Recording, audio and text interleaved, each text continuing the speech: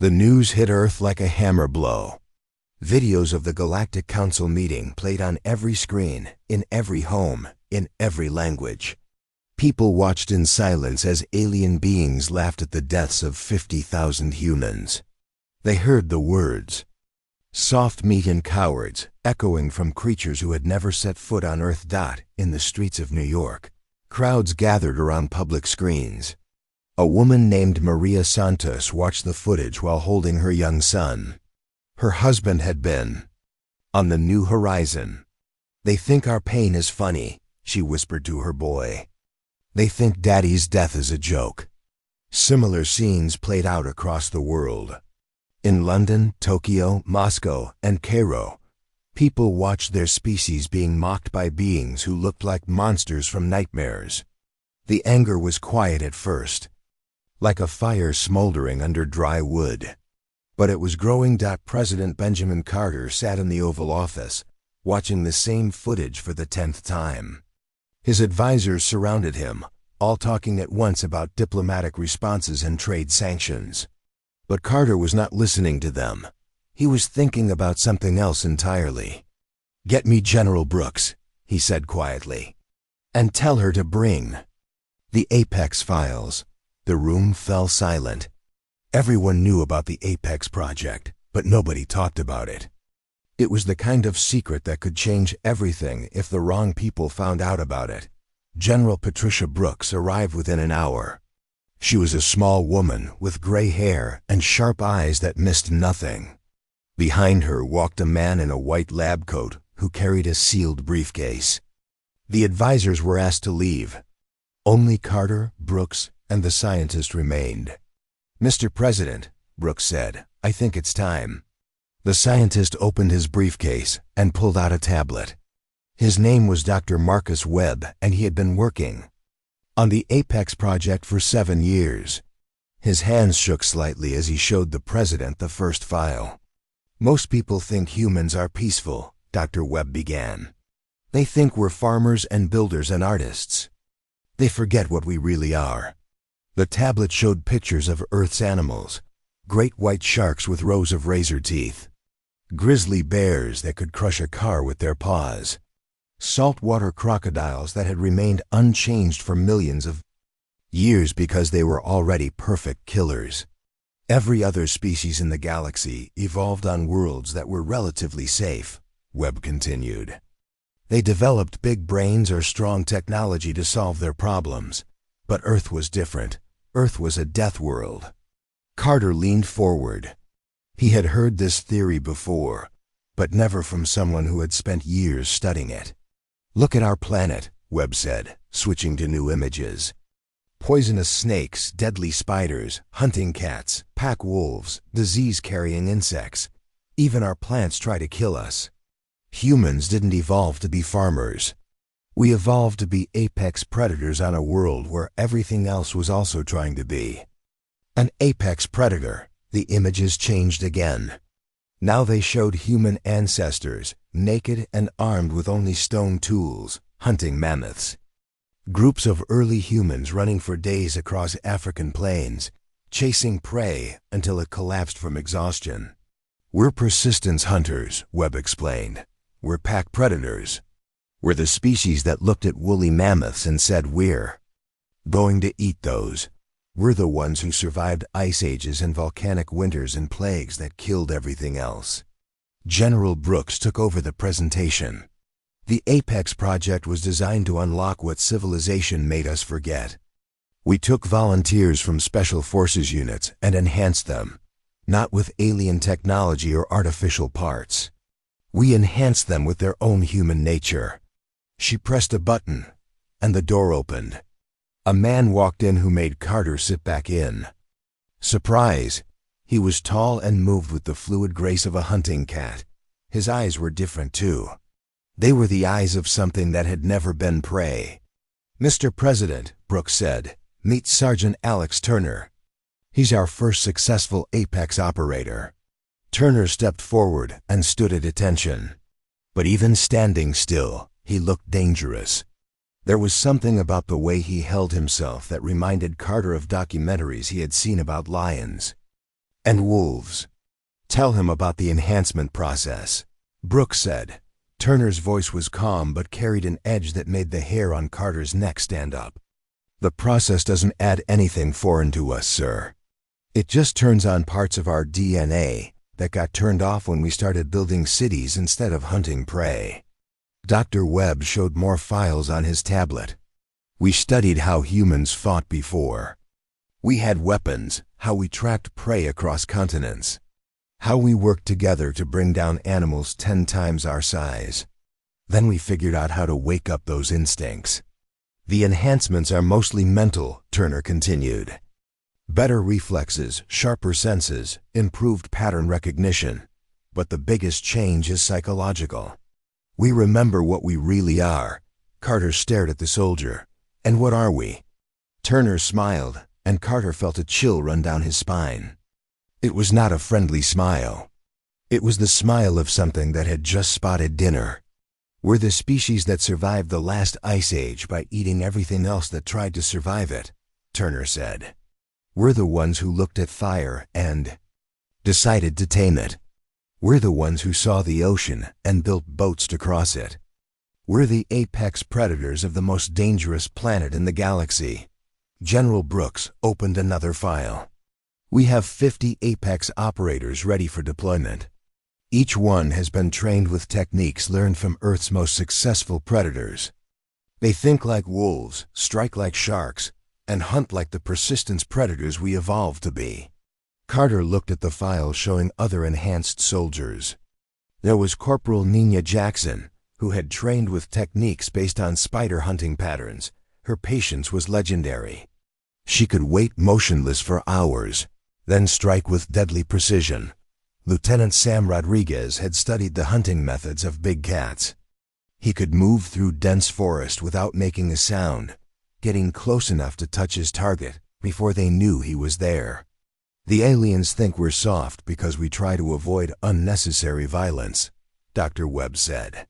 They don't understand that avoiding violence and being incapable of violence are completely different things. President Carter stood up and walked to the window. Outside, he could see protesters gathering on the White House lawn. They held signs with pictures of the New Horizon victims. They chanted demands for justice that would probably never come through diplomatic channels. The council species call us cowards, Carter said without turning around. They think we're prey animals because we try to protect civilian lives instead of just fighting everything we meet. Yes, sir, Brooks replied. They've mistaken our civilization for weakness. Carter turned back to face them. How long would it take to deploy the Apex operators? They're ready now, Turner said. We've been waiting for permission to show the galaxy what humans really look like when we stop pretending to be civilized. The president looked at the files again. Pictures of enhanced human soldiers who moved like predators and thought like hunters. Men and women who had reconnected with the part of human nature that had conquered a death world and turned it into a garden. The aliens wanted to see our true nature, Carter said finally. They mocked us for being weak. They laughed at our dead. He closed the files and handed them back to Dr. Webb. Maybe it's time to give them what they asked for. General Brooks smiled. It was the same kind of smile Turner had shown earlier. The smile of a predator that had just been given permission to hunt. Should I prepare the predator's edge for launch? She asked. Carter nodded. Let's show the Galactic Council what apex predators really look like. Let's remind the galaxy why Earth's children survived when everything else on our planet tried to kill us. Within hours, secret bases around the world came alive with activity. Apex operators who had been training in darkness prepared for their first real mission. Ships that had been built in hidden shipyards powered up their engines. The aliens had wanted predators. They were about to get them. The alarm screamed across Crystalla Prime like the cry of a dying god. High Commander Veltar stood on his crystal tower, watching black ships tear holes in the sky above his world. The Void Reapers had come to his home. The ships looked like living shadows that ate light. They moved wrong, twisting through space in ways that hurt to watch. Where they passed, stars seemed to dim and die. Veltar had seen recordings of Void Reaper attacks before, but seeing them with his own glowing eyes was different. Now he understood why other species feared them. "Send distress calls to all council members," he ordered his communications officer. "Tell them Crystalla Prime requests immediate military assistance." The replies came back within hours. The Altarians sent a message saying they were too far away to help. The Drakmari claimed they were dealing with their own border conflicts. The Kithans offered prayers for the dead, but no ships. One by one, every council species found reasons not to fight the Void Reapers. Veltar felt something he had never experienced before. Fear. Real, cold fear that made his crystal skin crack with stress fractures. The beings who had sat with him in the council chambers, who had laughed with him a human weakness, were abandoning him to die. 3 days into the attack, something unexpected happened. A single ship dropped out of hyperspace near Crystalla Prime. It was sleek and dark, built for speed and stealth rather than size. The name painted on its hull read, Predator's Edge. It was a human ship. Veltara's communications officer looked confused. "Sir, the humans are requesting permission to assist in planetary defense." The humans? Veltar could not believe what he was hearing. The same species we denied mining rights to? The cowards who run from fights? "Yes, sir." "Commander, Jake Morrison is asking to speak with you directly." Veltar's pride warred with his desperation. The Void Reapers had already destroyed 2 of his cities. His own fleet was being torn apart by enemies that seemed impossible to kill. If the humans wanted to throw their lives away trying to help, at least it might buy his people a little more time. "Put him through," Veltar said. Jake Morrison appeared on the communication screen, but something was different about him. His eyes were sharper, more focused. He moved with a fluid grace that reminded Veltar of the hunting cats he had seen in Earth documentaries. The human looked dangerous in a way he had not before. "Hi, Commander," Morrison said. "We received your distress calls. We're here to help." "Help?" Veltar's voice cracked like breaking crystal. "You have 1 ship against a Void Reaper fleet. What can you possibly do?" Morrison smiled. It was not a friendly smile. "We can show you what human predators really look like when we stop being civilized." The human ship did something that made no tactical sense. Instead of engaging the massive Void Reaper dreadnoughts, it flew straight at the largest enemy vessel and disappeared. Veltar's sensors showed no explosion, no debris. The human ship had simply vanished. Where did they go? Veltar demanded that his tactical officer stared at his instruments in confusion. "Unknown, sir. They just disappeared." What Veltar did not know was that the Predator's Edge had not been destroyed. It had used advanced stealth technology to dock, with the Void Reaper flagship like a parasite attaching to a host. Inside the human ship, Alex Turner and his team of Apex operators prepared for the kind of warfare no alien species had ever imagined. "Remember your training," Turner said to his squad. "We're not here to fight fair. We're here to hunt." The Apex operators moved through the Void Reaper ship like ghosts. Their enhanced senses could detect vibrations in the walls that told them where enemies were located. Their improved reflexes let them move through dark corridors without making a sound. Most importantly, their awakened predator instincts told them exactly how to kill efficiently. Nina Jackson found the ship's communication center. She moved like a spider, patient and deadly. The Void Reaper technicians never saw her coming. She struck at nerve clusters she had memorized from studying alien anatomy, dropping them silently before they could raise an alarm. Sam Rodriguez stalked through the engine sections like a hunting cat. He could smell fear on the alien crew members, even though they did not yet know he was there. His enhanced hearing picked up their heartbeats and breathing patterns. He struck from shadows, vanishing before his victims could scream. The Void Reapers had evolved as a hive mind species. They communicated through biological signals that connected every member of their race. It made them incredibly coordinated in battle, but it also gave them a weakness that humans were uniquely qualified to exploit. Turner's team had studied army ants back on Earth. They knew how insect colonies could be disrupted by cutting the right communication pathways. The Void Reapers were not insects, but their hive mind worked in similar ways. Target the neural relay nodes, Turner whispered into his unit. Make them blind and deaf. The Apex operators struck at carefully chosen points throughout the ship. They severed communication cables, destroyed relay stations, and eliminated the specialized Void Reapers who served as living communication hubs. Within an hour, the flagship was cut off from the rest of the fleet. The effect was immediate and terrifying. Void Reapers who had moved with perfect coordination suddenly became confused and panicked. Ships that had worked together like parts of a single organism now flew in random directions, colliding with each other in their confusion.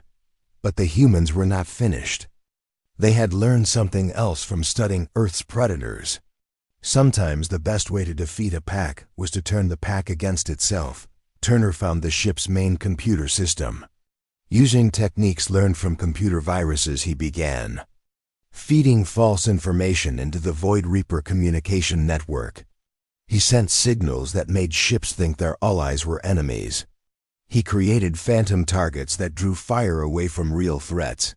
The Void Reaper fleet began attacking itself. Ships that had been coordinating their assault on Crystalla Prime turned their weapons on each other. The hive mind that had made them so dangerous became their greatest weakness when humans learned how to hack into it.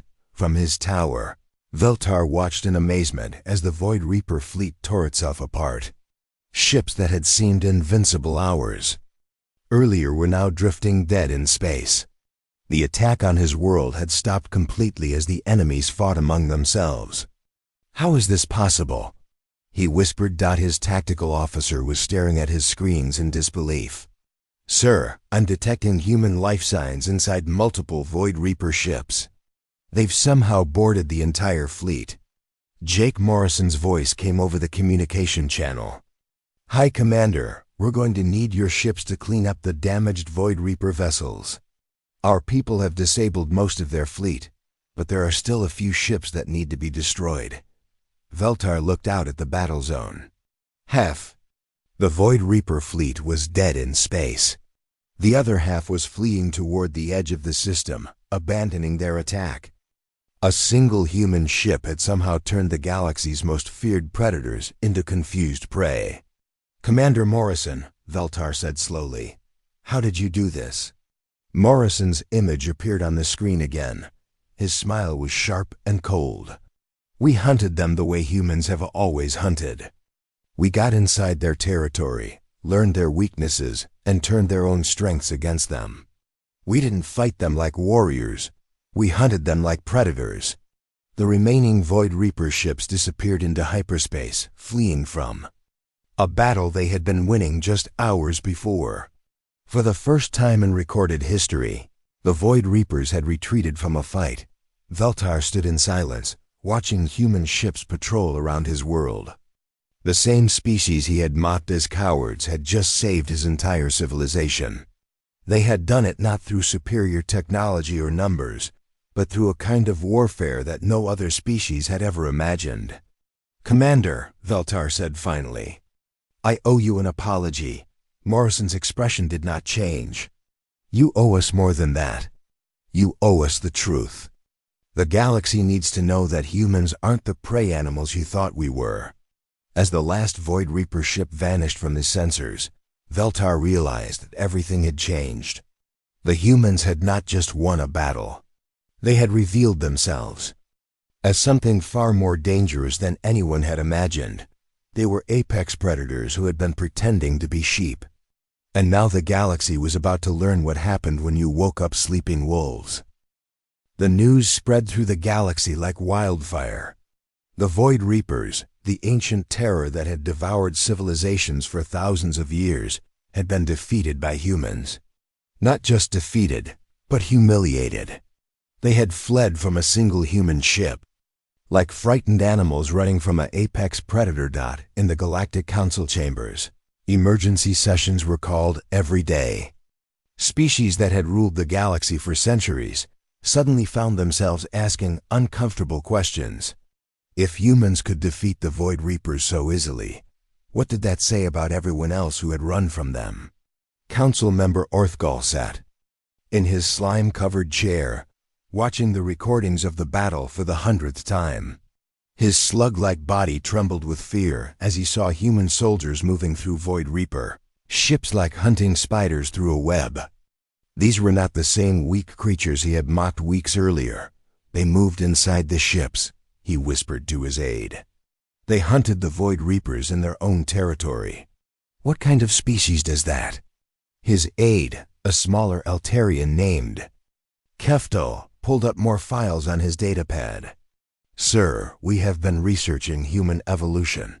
The results are disturbing. The files showed Earth's history.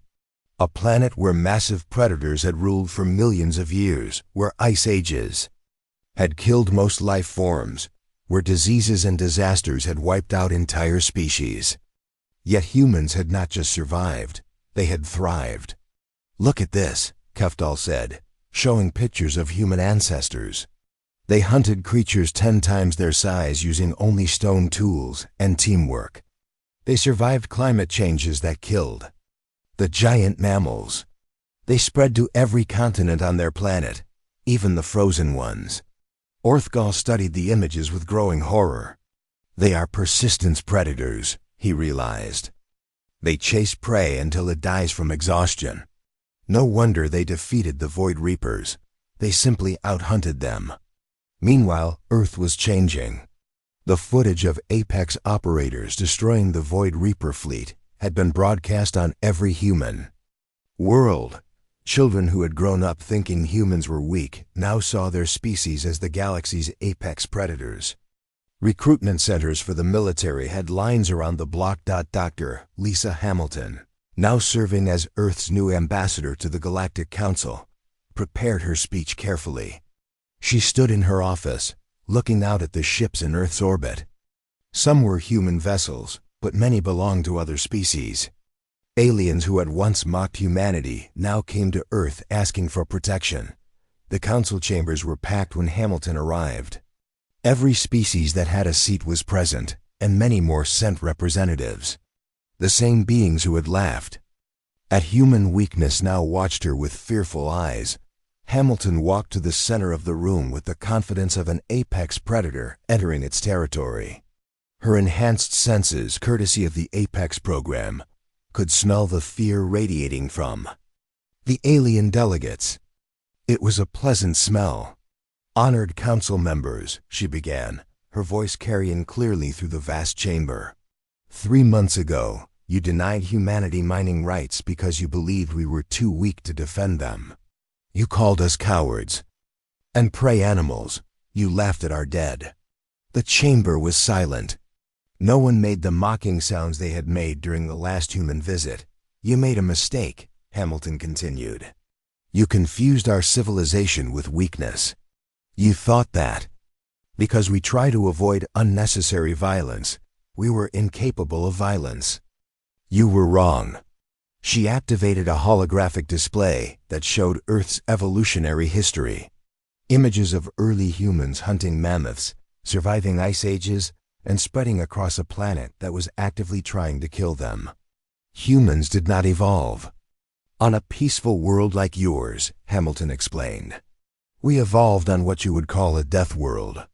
Every creature on Earth was competing to be the apex predator. Humans won that competition. The display showed more images. Great white sharks, grizzly bears, venomous snakes, hunting spiders. Then it showed humans swimming with sharks, wrestling bears, handling deadly snakes with their bare hands. We are the only species that evolved alongside apex predators on every continent. We learned to hunt them, tame them, and in some cases, become better predators than they were. This is why your Void Reapers fled from us. They recognize something you missed. High Commander Veltar stood up slowly. His crystal body flickered. With nervous energy, Ambassador Hamilton, on behalf of the Zephyrian people, I wish to formally apologize for our previous behavior. We were mistaken about your species. Hamilton turned her enhanced senses toward him. She could hear his rapid heartbeat, smell the stress chemicals his body was producing. He was genuinely afraid of her, and that knowledge filled her with satisfaction. Your apology is noted, she said calmly. But apologies will not bring back the 50,000 humans who died on the New Horizon while you laughed.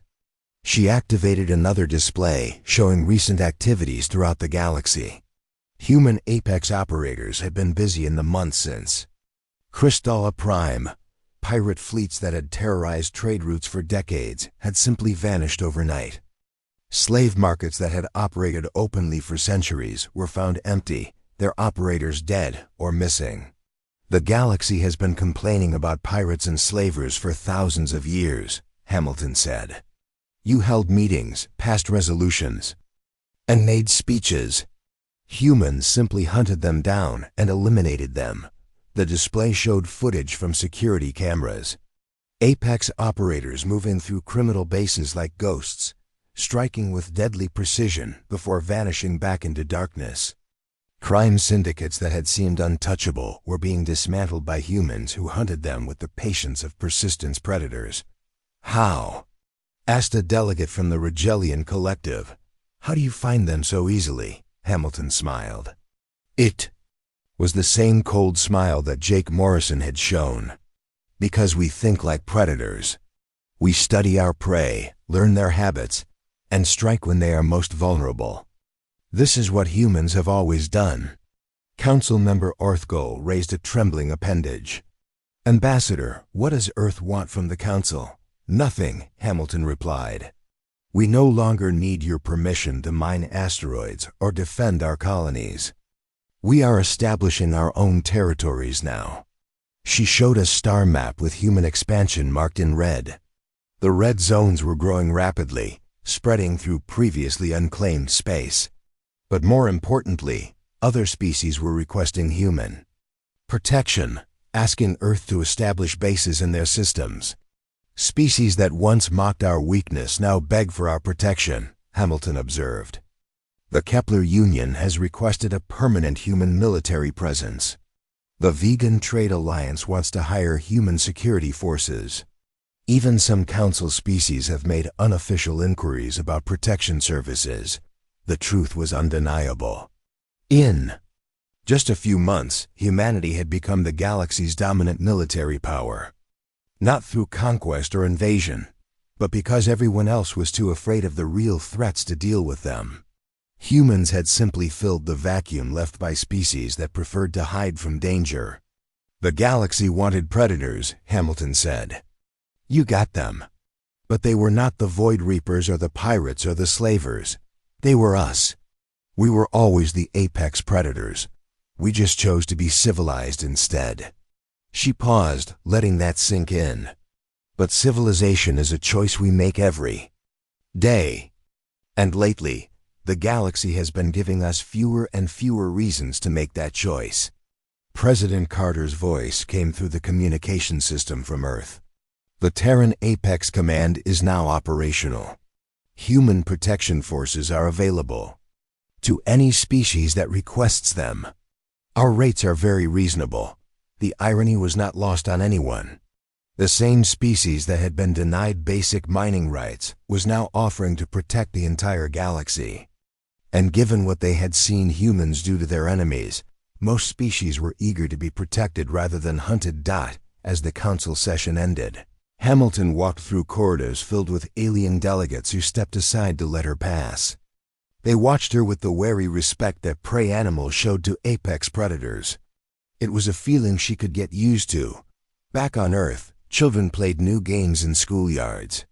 Instead of pretending to be alien heroes from movies, they pretended to be apex operators hunting Void Reapers through dark corridors.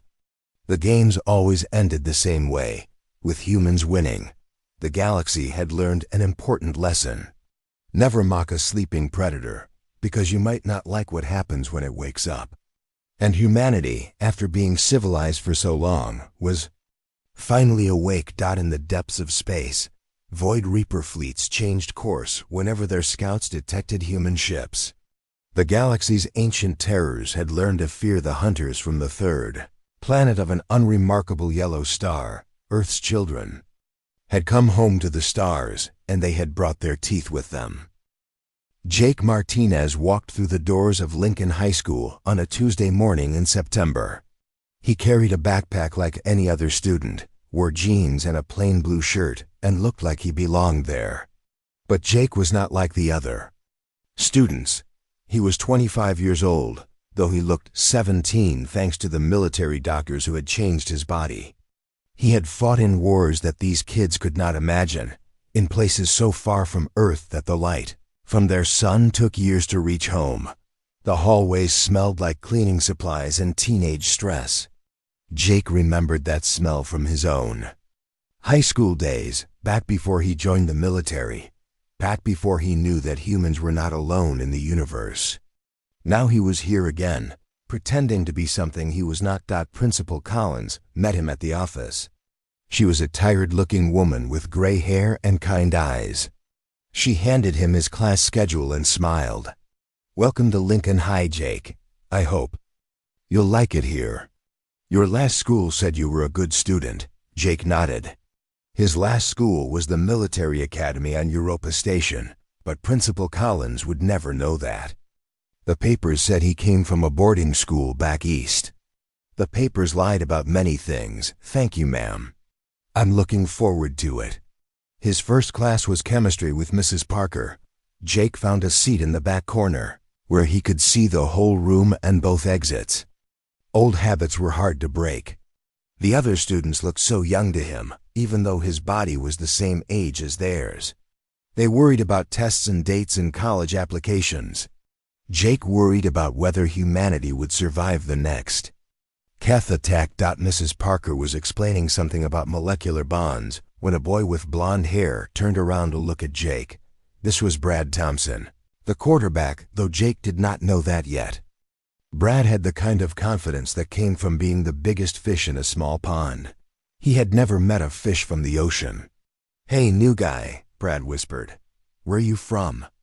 "Back east," Jake said quietly. He did not want to draw attention. "What kind of school?" "Military academy," Brad smirked. "Oh, one of those fancy places where they teach you to march around and follow orders. Bet you're real tough." Jake did not answer. He had learned that the best response to challenges was often no response at all. Brad would get bored and move on. They always did, but Brad was not done. "Maybe you can show us some of your military moves at lunch. We have a nice spot behind the gym where we settle things." Jake looked at Brad for a long moment. Brad saw a thin teenager with dark hair and calm eyes. He did not see the scars that the military doctors had erased, or the medals hidden in Jake's apartment, or the nightmares that still woke him up some nights. He did not see the 3 Keth warriors that Jake had killed with his bare hands when his weapon ran out of power on Titan Base. "I'd rather not," Jake said simply. Brad's friends laughed. They thought Jake was scared. Mrs. Parker looked their way and frowned, so Brad turned back around. But Jake could tell this was not over. It never was with boys like Brad. The morning passed slowly. Jake had studied all of this material years ago, before he left for the war. The math was simple, the history incomplete, the science outdated. But he listened and took notes and tried to look interested. This was his mission now, as important as any battle he had fought. At lunch, Jake sat with a girl named Amy Rodriguez. She was in his chemistry class, a quiet girl with dark eyes who reminded him of his sister Maria. Amy was reading a book about space exploration while she ate her sandwich. "Is that any good?" Jake asked, pointing to the book. Amy looked up, surprised that someone was talking to her. "Oh yes. It's about the Mars colonies. I want to be an astronaut someday." Jake smiled. If only she knew how many humans were already living among the stars, fighting and dying to keep Earth safe. That sounds like a great dream. What about you? What do you want to do? Jake thought about his real job, about the war that was still going on while these kids worried about homework. I'm not sure yet. Maybe something in public service. They talked about classes and teachers and normal teenage things. Jake found it surprisingly pleasant. It had been a long time since he had talked to someone who did not know about plasma rifles and KEF battle tactics. After lunch came chemistry lab. Jake was paired with Amy, which was fine with him. She was careful and smart, unlike some of the other students who treated dangerous chemicals like toys. They were working with sulfuric acid, measuring small amounts for an experiment about metal reactions. Amy was pouring acid from a large beaker into a smaller one when her hand slipped.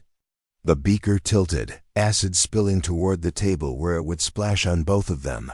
Jake moved without thinking. His enhanced reflexes, designed for combat, kicked in. He caught the falling beaker before a single drop hit the table, set it down safely, and pulled Amy back from the spill area. Then he grabbed a neutralizing compound from another station and spread it over the small amount of acid that had escaped. The whole thing took maybe 3 seconds. To the other students, it looked like Jake had impossibly fast reflexes. To Jake, it felt like slow motion. How did you do that? Amy asked, staring at him. Jake realized his mistake. Normal teenagers did not move that fast. Normal teenagers did not know exactly which chemicals would neutralize acid spills. Normal teenagers did not have combat training that made them react to danger before their conscious minds even processed the threat. Just lucky, I guess, he said. But Amy was not convinced. She had seen the way he moved, like a dancer or a fighter. She had seen how his eyes had scanned the other chemical stations, instantly finding what he needed. She had seen a lot of things that did not fit with his story about being from a military academy back east. Mrs. Parker came over to check on them. Is everything all right? I heard glass. Just a small spill, Jake said. We cleaned it up. Mrs. Parker looked at the neutralized acid and nodded approvingly. Good work. Most students would have panicked. As she walked away, Amy kept staring at Jake. Where did you really go to school? Jake met her eyes. I told you, military academy. They must have some academy, Amy said quietly. Jake said nothing. He had already said too much. The rest of the class passed without incident, but Jake could feel Amy watching him. He could also feel someone else watching from the corner of the room. Mr. Valdez, the substitute teacher, was taking notes and trying to look casual about it. But Jake had learned to spot surveillance, and Mr. Valdez was not as good at hiding as he thought. As the final bell rang and students rushed for the exits, Jake gathered his things slowly. His first day was almost over, and he had already made mistakes. Amy was suspicious. Brad wanted to fight, and Mr. Valdez was watching everything with the intensity of someone who had more than academic interest in the new student. Jake walked toward the exit, wondering how long his cover would last. He had survived 3 years of war against aliens who wanted to destroy humanity. High school might be his greatest challenge yet.